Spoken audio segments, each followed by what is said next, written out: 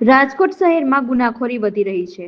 તાજેતરમાં જ પેંડા ગેંગ અને મરઘા ગેંગ વચ્ચે થયેલી અદાવત બાદ ભગવતીપરામાં બે જૂથ વચ્ચેની ચાલતી માથાકૂટમાં ફરી અદાવત ભડકી હતી, જેમાં બે મિત્રોની રિક્ષાને આંતરી 6 થી 7 શખ્સોએ હુમલો કરી એક યુવાનના બંને પગ ભાંગી નાખ્યા હતા અને રિક્ષામાં પણ તોડફોડ કરતા મામલો તંગ બન્યો। આ બનાવની જાણ થતાં જ B division police, crime branch અને એસઓજીની ટીમ તાત્કાલિક ઘટના સ્થળે પહોંચી હતી। હુમલામાં ઘાયલ યુવાનને સારવાર માટે સિવિલ હોસ્પિટલ ખાતે ખસેડવામાં આવ્યો। આ બનાવની જાણવા મળતી વિગતો અનુસાર ભગવતીપરા હુસેનિયા મસ્જિદ પાસે રહેતો સમીર અયુબ સોરા અને તેનો મિત્ર રાધાકૃષ્ણ મંદિર પાછળ રહેતો ટ્રક ડ્રાઈવર સિકંદર હારૂનભાઈ રાવમાં બંને રિક્ષામાં બેસી સાથે ચા પીવા ગયા હતા, ત્યારે રસ્તામાં 5 જેટલા બાઇકમાં શખ્સો આવ્યા અને તેનો પીછો કર્યો અને આઝમ ચોકમાં રિક્ષાને આંતરી ધોકા પાઇપથી 6 શખ્સોએ હુમલો કરી સમીરના બંને પગ ભાંગી નાખ્યા હતા। તેમજ હુમલાખોરોએ સિકંદરની રિક્ષામાં પણ તોડફોડ કરી હુમલાખોરો ભાગી ગયા હતા। ઇજાગ્રસ્ત સમીરને સારવાર માટે સિવિલ હોસ્પિટલ ખાતે ખસેડવામાં આવ્યો। મારું નામ રમજાનભાઈ યુસુફભાઈ રાવમાં। હવે ઘટનામાં એવું હોય, છોકરા ઉઠીને ગયા, સમજ્યા, ચા પાણી પીવા ગયા, હોટલે ગયા અને ફાંકી ખાવા ઉપર રહ્યા। 4 એક્ટિવા ઉપર 7 થી 8 જણા લોકો આવ્યા, હાથમાં તલવારું, પાઇપું, છરીયું, ધારિયા, કુવાડી બધું હતું। એટલે છોકરા જોઈ ગયા કે આ ફાંકી નથી, આપણે આગળ ભાગો, એની વાહે થયા। છોકરા રિક્ષા ભગાડી આમ શેરીમાં ગયા ને ત્યાં પકડાઈ ગયા, એટલે ઉતરીને ભાગવા ગયા તો એક છોકરાને હાથમાં લાગ્યું ને આ છોકરો હાથમાં આવી ગયો, એટલે આને હાથ પગને રાતીએ ભાંગી નાખ્યા। ઈજા અત્યારે બેન વધારે આને પડી ગયા, ઓલા છોકરાનું ગોતું હાથમાં કઈક લાગ્યું એમ કહે, રિક્ષા તોડી નાખી। અને આ લોકો અવારનવાર આવી રીતે કરે।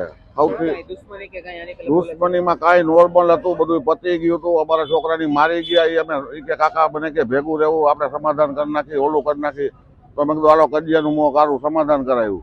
અને છોકરો રાતે 2 વાગે ગાડીમાંથી આવતો છોકરાને ધમકી મારતા હતા કે આની મોર કે પેલા ફકીરના છોકરાને મેં પતાવી દીધો ને, તું સમાધાન નહીં કરે ને તો તારો અંજામે આ આવશે। હવે છોકરો રાજકોટ મોરબી ગાડી હાંકે, બરોબર।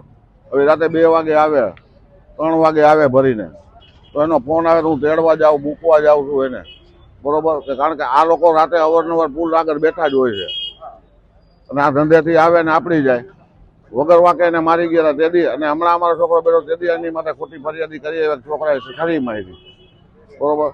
તો પોલીસ અમારા ઘરે આવી, તમે કીધું દશામાં નામ ખાતા જો છરી આવી હોય તો હાથે નાથે વાહે બુસ્ફોટમાં લીટો કરી આવ્યો, બરોબર। એ અમે હજી સીપી સાહેબને આપી આવ્યા હતા કે ભાઈ અવારનવાર આ લોકો ખોટી ફરિયાદો કરે અને ફસાવે। આ કેટલો સમયથી હાલે, લગભગ 3-4 વર્ષ થઈ છે। મારું નામ જેનાભાઈ રમજાન રાવમાં।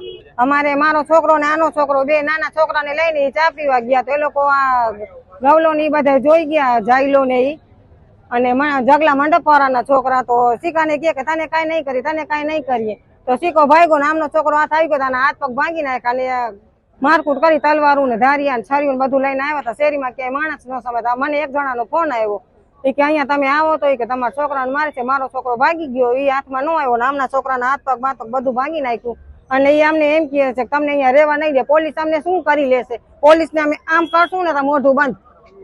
અને આ 5મી 6ઠી વખત અમારા ઉપર કર્યું છે। પેલા અમારા 4 છોકરાને એને સલવાડી નાખ્યા હતા। એક સબીર કરીને છોકરો હતો, એ પેટ્રોલ પંપમાં કામે ગયો તો અમે કીધું કે તમે પેટ્રોલ પંપ વાળાને ફોન કરીને પૂછો, છતાંય નિર્દોષને નામ લખાવીને એને ગલાવ્યા અને તે દી અમારા ઘર ઉપર 25 પોલીસ આવી ગઈ હતી। તો આજે કેમ કોઈ જવાબ નથી દેતા? હા, 4-5 વર્ષથી આમને આમ ચાલે છે। અને આ ગવલો રહ્યો ને, એ પેલા એક ફકીરના છોકરાને મારી લીધું છે ને, તેને પાવર આવી ગયો છે કે આને મેં મારી લીધું તો મને શું કર્યું, હું 2 મહિના 4 મહિના જેલમાં રહી આવીશ।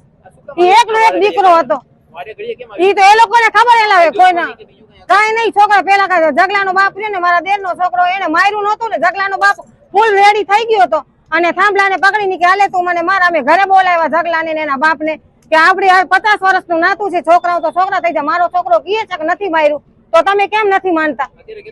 અત્યારે આ છોકરાના હાથ પર કઈ હોશ આવાસ જ ખોઈ બેઠો છે છોકરો, કઈ એનામાં છે જ નહીં।